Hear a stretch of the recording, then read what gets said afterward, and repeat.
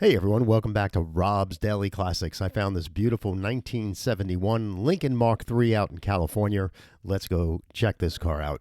Have a lot of history on these cars. I've restored two of them, a 1968 and a half Lincoln Mark III and a 1970. So if you have any questions about restoring or buying these cars, hit me up in the comments below and I'll be happy to get to them. So I'll try to make these videos quicker so we can post more cars. But this 71 Lincoln Mark III looks to be a nice car. It's $12,000 and it's out in California heading out towards Palm Springs. So it's in the desert and people park cars outside in those markets. So, that's one of the things. If this was Rhode Island, I'd be much more concerned about being parked outside. But the story goes with this person selling the car that his father-in-law, who passed away, I'm sorry to hear, has owned this car for 13 years and it was restored before then.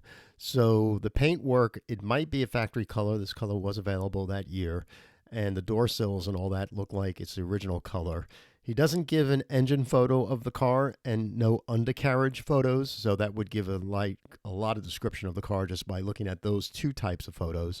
But overall, these are very, very large cars to restore and very expensive.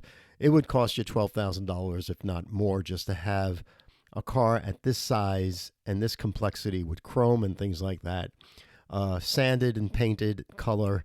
Yeah, I mean, it would cost you a lot of money. So I'm already at $8,000 just by looking at this car online without even seeing it.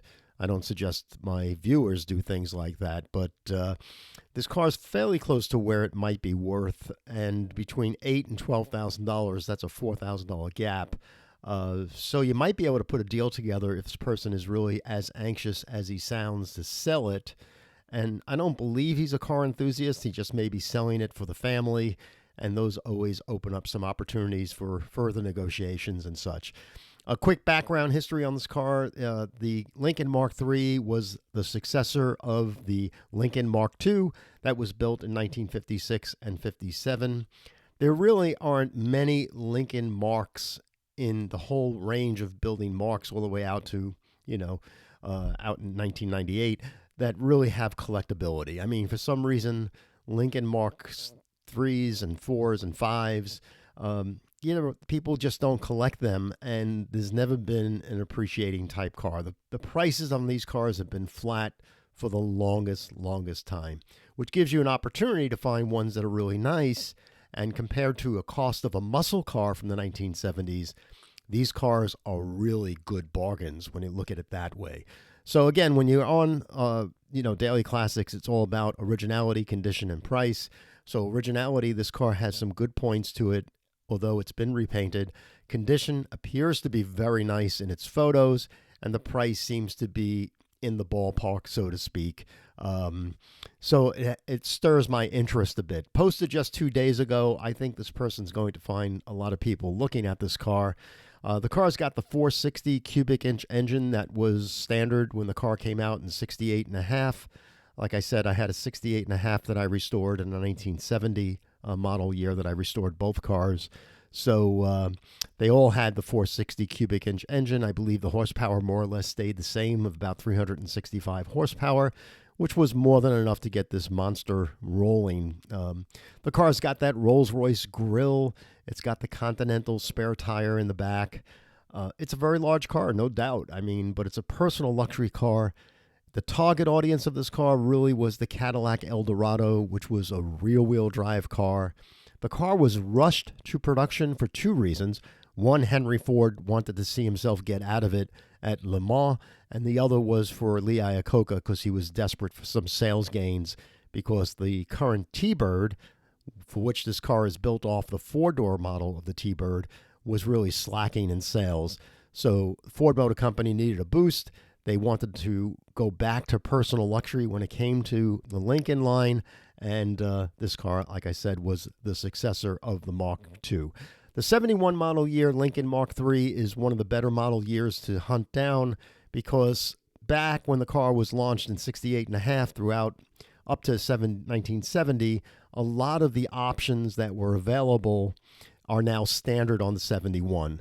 So things like the Twilight Centennial little sensor on the hood was now standard. The safety track rear end anti-lock braking system, which was a mechanical feature back then, was also standard. Climate control was standard. Automatic climate control was standard. And the Cartier clock and things like that were standard as well. So looking at this photos real quick on this car sits very well. A lot of sheet metal, a lot of things to worry about. But if that sheet metal on this car is original and it was painted over with not much Bondo on it, I'm a very interested player on this car. Again, if this car was a Rhode Island car outdoors, I would probably just walk away from it. The other interesting point on this car is that the car does not have a vinyl top. Now, back then, you could delete the vinyl top on a custom order production car, and Ford Motor Company and Lincoln do not have record keeping how many of non-vinyl top Lincolns were built that time. But I'm thinking this might be an original non-vinyl top car, because to take the vinyl top off and prep the areas where the vinyl top was, onto the car, especially with the moldings in the rear windows and all, you would have to do some body work, and especially to prep that off for a color shoot, to make the car one color.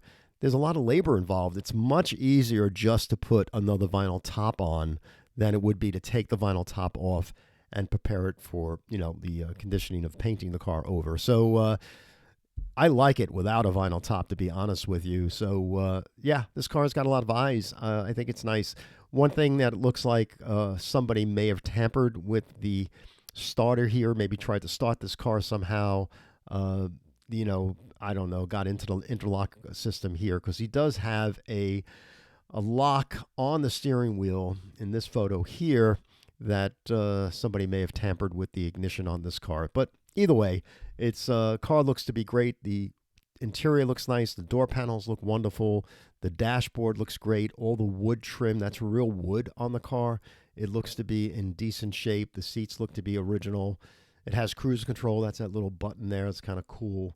And not easy cars to work on, because everything is either vacuum, electronics, and things like that. But hey, that's the reason that we buy cars like this, right? To learn and explore, and then you figure out, hey, wait a minute, these windshield wipers don't work with an electric motor. It's hydraulically operated. What's going on?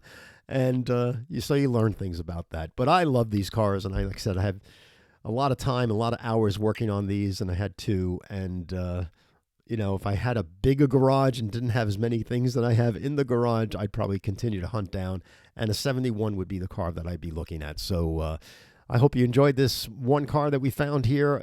Like I said, it's on Craigslist. If you want to find this car, just go to Craigslist, type in 1971 Lincoln Mark III in California, and this car should come popping at you. Again, posted just 2 days ago. So if you're not already a subscriber to Daily Classics, please get on board and subscribe. If you enjoy these videos, give a thumbs up. And of course, like I always say, pass this channel along to friends that love cars, because that's how we grow. So again, thanks very much. I hope you enjoy this 1971 Lincoln Mark III with the 460 cubic inch engine, 365 horsepower. It's kind of like a muscle car, only with a lot of weight and a lot of sheet metal around you. Have a great day. Enjoy.